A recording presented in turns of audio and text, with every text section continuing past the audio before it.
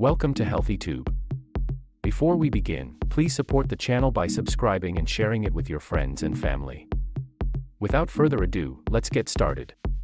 In this video, we are going to dive into the most popular milks, dairy, almond, soy, and oat, and discuss which one is healthiest for you and the planet.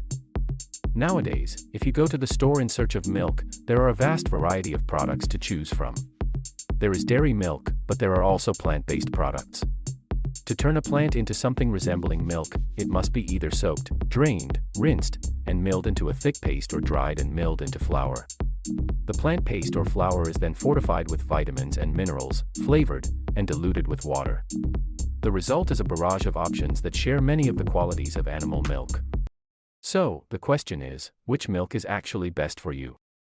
Let's dive into some of the most popular milks. Dairy, almond, soy, and oat. A 250 milliliter glass of cow's milk contains 8 grams of protein, 12 grams of carbohydrates, and 2 to 8 grams of fat, depending on if it's skim, reduced fat, or whole. That's approximately 15% of the daily protein, and the average adult needs roughly 10% of the carbohydrates and 2 to 15% of the fat. Most plant-based milks have less carbohydrates than dairy milk, which also has less fat but more of what's called good fats. Meanwhile, the healthy nutrients, vitamin D and calcium, found in dairy milk don't occur naturally in most plant-based milks. Looking more closely at our plant-based milks, both almond and oat are low in protein compared to dairy. But while almond milk has the fewest nutrients of the four, oat milk is full of beta-glucans, a healthy type of fiber. It also has a lot of carbohydrates compared to other plant milks, sometimes as much as dairy milk. Soy milk, meanwhile, has as much protein as cow's milk and is also a great source of potassium. Soybeans contain isoflavone, which people used to think might trigger hormonal imbalances by mimicking the function of estrogen.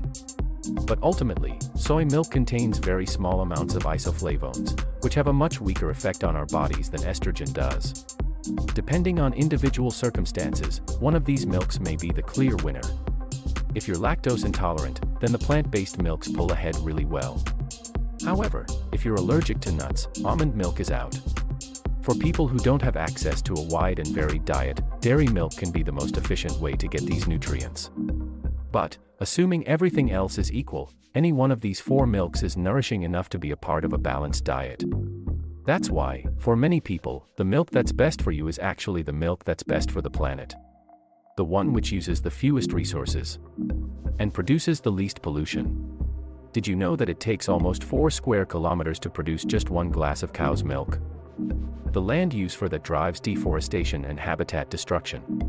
Most of that is land the cows live on, and some is used to grow their feed. Many cows eat soybeans and oats.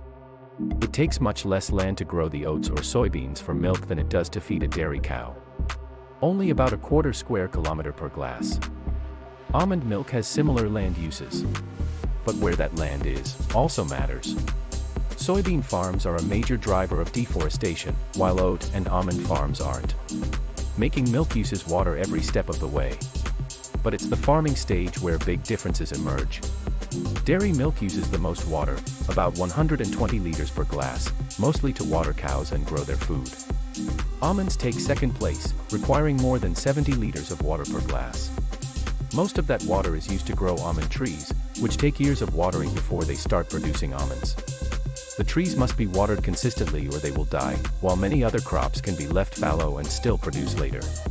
All told, soy and oats require less water to grow, only about 5 to 10 liters per glass of milk. Milk production generates some greenhouse gas emissions, about 1 to 2 kilograms per glass for the plant-based milks. But for dairy milk, the cows themselves also produce emissions by burping and farting out large quantities of the gas methane. Overall, each glass of dairy milk contributes over half a kilogram of greenhouse gas emissions. So, while depending on your dietary needs, any one of these milks may be a good fit, in terms of the health of our planet, there's a strong case for choosing plant-based milks, particularly oat or soy milk. In the description box section below this video, you will find some helpful tips about milk and an easy homemade dairy-free milk recipe. See you in the next video.